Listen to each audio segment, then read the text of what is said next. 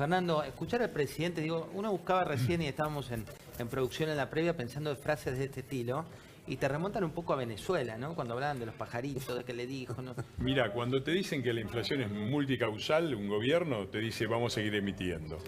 Es así de sencillo. Y podemos estar discutiendo. Mira, yo justamente tengo los datos frescos porque estoy preparando un libro sobre economía. La base monetaria, es decir, que depende básicamente de la emisión, se incrementó desde fines de mayo hasta diciembre, el año pasado, plan platita, se incrementó el 40% en un semestre, 40%. Toda la suma del dinero que está... Y mentira que fue por la pandemia y lo gastó la pandemia. En la primera mitad del año bajó. Es decir, cuando había pandemia, bajaban la base monetaria. Y cuando empezó el plan platita, le empezaron a dar a la maquinita 40% y acá tenés la inflación en el 6%. Entonces no hay una discusión posible sobre esto. Si vos tenés emisión y maquinita, que es lo que ha hecho este gobierno, bueno, este es un gobierno que había llegado, no te olvides, prometiendo que el primer día sacaban las LELIQ y con los intereses que se ahorraban le subían 20% a los jubilados. Andá a preguntarle a los jubilados cómo les fue y andá a ver las LELIQ, que se triplicaron. No solamente las mantuvieron, sino que las triplicaron. Ahí, Fernando, cuando ves este tipo de declaraciones... Eso es increíble, increíble. Digo, primero le preguntan si va a haber gas y él contesta, no, nosotros vamos a hacer todo esto. Te preguntaron si va a haber gas, no si vas a hacer o no vas a hacer. Segundo dice, no, va a haber gas, el problema es el transporte. Va a haber mucho gas en Vaca Muerta, sí. Ya sabemos que hay mucho gas en Vaca Muerta. Va a haber para consumir, va a haber para las industrias. Todo es de un nivel de mamarrachesco notable. Pero además, lo que decía Fausto recién, remite a lo que pasó el año pasado. Digamos la verdad, esto no explotó porque otra vez se sacaron la lotería. Entraron 15.000 millones de dólares que nadie tenía calculados. Hubo el año pasado un mini boom de las commodities. Los precios de las exportaciones argentinas subieron el 26% en un año, con picos de 80% en harina de soja, en aceite de soja, 40% para arriba en soja y todos los cultivos.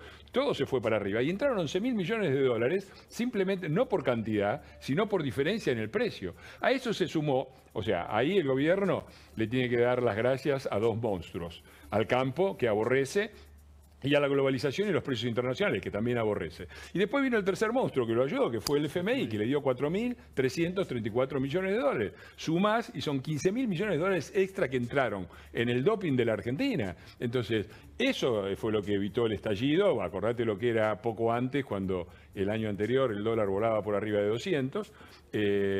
Y eso es a lo que van a apostar ahora. Ahora, ¿cómo lo van a hacer? Yo coincido con Pablo acá no, y con Fausto. Acá no ha habido de ninguna manera crecimiento. Acá lo que ha habido es un rebote, y un rebote basado en circunstancias como han sido siempre con estos muchachos, provisorias e insustentables en el tiempo. El acuerdo que aprobó el FMI es rarísimo. O sea, sinceramente, yo en todos mis acuerdos de FMI nunca vi que te aprobaron uno así. Y no sé cómo van a ser a futuro, porque cuando vengan todos los demás países a renegociar, le van a decir, escuchame. Con lo cual, cualquier periodista insidioso podría decir que la mano que el Fondo Monetario le dio a Mauricio Macri, se la acaba de dar a Alberto Fernández. No, déjame corregirte. A Mauricio Macri tenía un déficit fiscal del 3%, hubo que llevarlo a cero en 2 años. Ahora le están pidiendo la mitad, de 3 a 1,5. Y déjame decir una cosa más, porque sobre la tesis esta que es el fondo es peronista.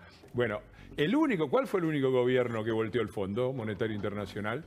De la Rúa. De la Rúa, 1.260 millones de dólares. La primera semana de diciembre, el fondo tenía que mandarlos, no los mandó, todo el mundo tomó nota, salió corriendo a los bancos y empezó lo que empezó. Mirá, así que el fondo es peronista, no mezclemos las cosas. Volviendo al tema que me parece que es de la declaración específica sobre el fondo, se le atribuyen a su capacidad negociadora. La verdad es que le dan la razón a los locos. Nadie tiene la menor esperanza de que este gobierno vaya a hacer algo razonable. Entonces, es mandarnos al estallido o decidir siga por 2 años, con consecuencias complicadas.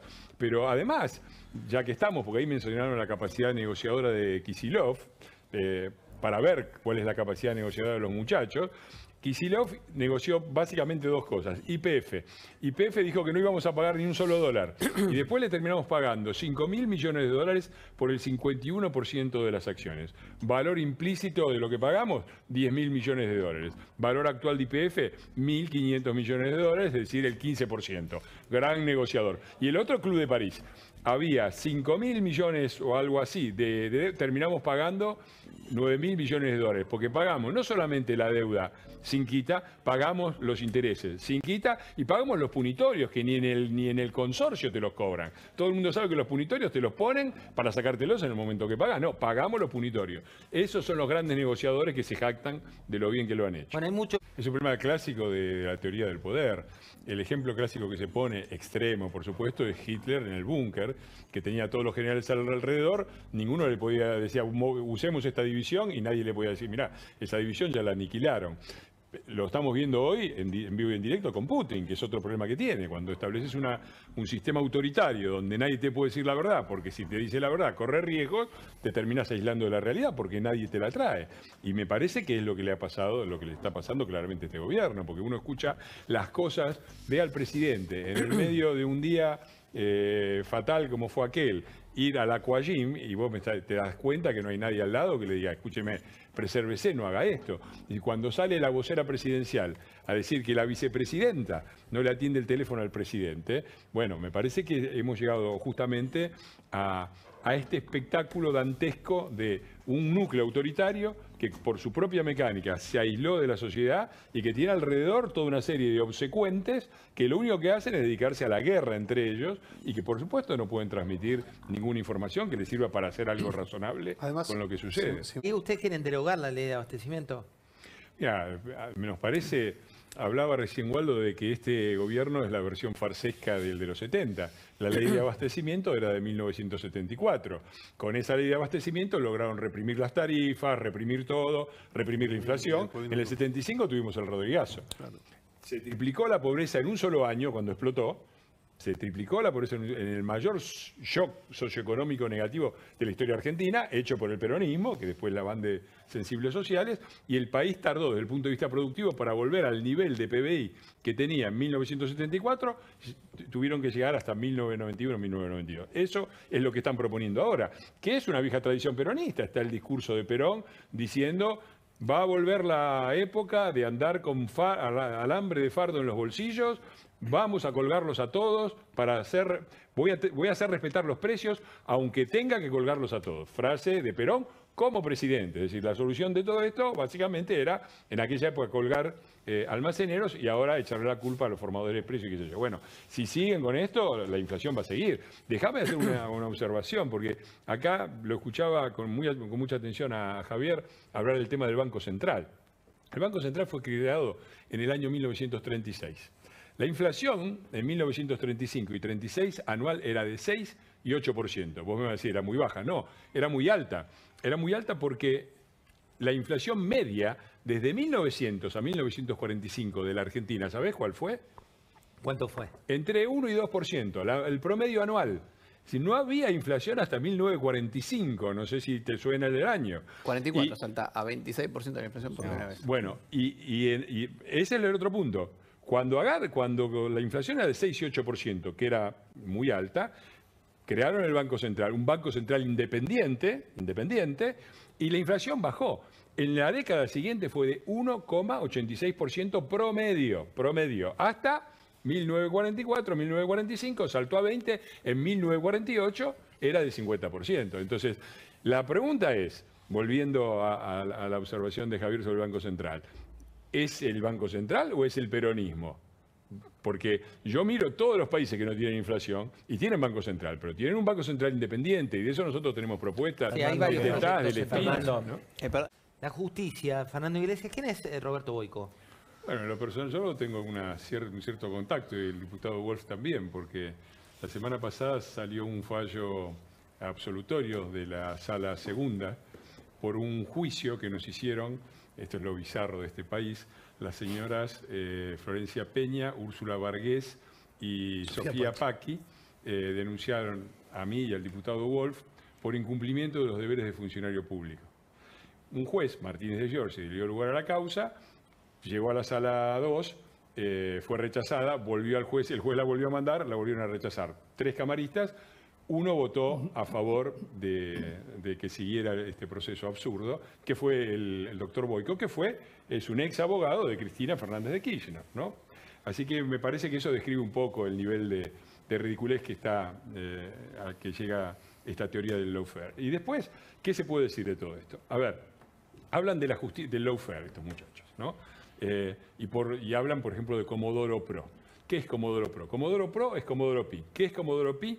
Creo que en este momento hay 10 jueces activos. De los 10 jueces, 9 los puso el peronismo. Entre Néstor y Cristina, 8. Digo, ni siquiera esa justicia les alcanza, porque el nivel de corrupción que han tenido y las pruebas son tan contundentes. Hablan de la Corte Suprema también gobernada, que forma parte del lawfare, porque la oposición la maneja. A ver, el único juez que tuvo algo que ver, cambiemos en la designación, claramente fue Rosenkrantz, pero fue compensado con Rosati, que es un ex ministro de Kirchner, y los otros son todos nombrados por el peronismo. Entonces, el peronismo ha nombrado todo y no le alcanza para esconder la corrupción. Esa es la verdad y eso es Boyko. Yo creo que hay una gran confusión sobre cómo se mide el empleo, porque muchos miden la capacidad de empleo de una economía por el índice de desocupación. Lo considero un error, no soy un economista, pero lo considero un error.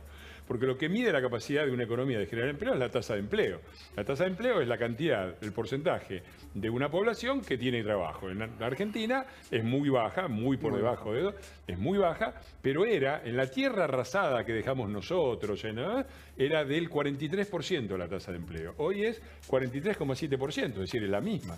¿Cómo puede ser que la desocupación haya bajado tanto?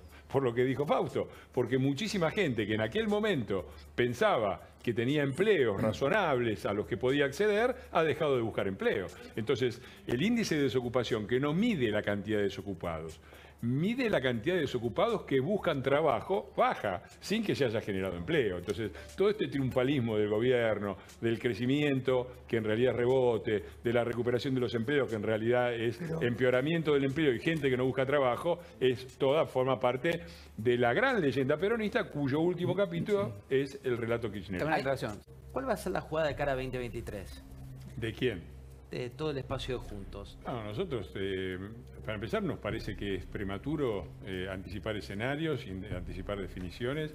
El país está en una situación muy difícil y nosotros tenemos que estar concentrados en los que se habló mucho en estos últimos semanas de la responsabilidad institucional de la oposición. La responsabilidad institucional de la oposición no es mi opinión ni es la opinión de nadie, es lo que dice la Constitución. Nosotros estamos en el Congreso, estamos ahí para ponerle límites al Poder Ejecutivo y para controlar al Poder Ejecutivo, un poder Ejecutivo peligroso. Yo no veo peligroso al periodismo ni a la justicia, veo peligroso al Poder Ejecutivo y nuestra función es generar un gobierno que en el 2023 nos saque de este chiquero. Ahora, anticipar el escenario es difícil porque la verdad, a mí me llama la atención, ¿no? Economistas que dicen lo que hay que hacer en aquel momento va a ser, digo, no sabemos cómo va a ser el país en el 2023. Bueno, no sabemos cuál va a ser el escenario. Mira, Hernán, Patricia Bullrich. Bienvenido, déjame decir, bienvenido. Se me parece muy bien que vuelva Macri.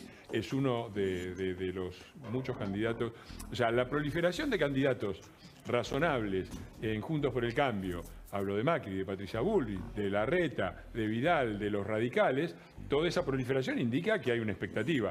El oficialismo no tiene uno solo, cada vez que ponen uno, como Máximo Kirchner, termina mal en pocos meses, queda chamuscado en pocos meses. Entonces, eso me parece que es importante. Ahora, anticipar escenarios y decir cómo va a jugar cada uno depende mucho de lo que quieran ellos.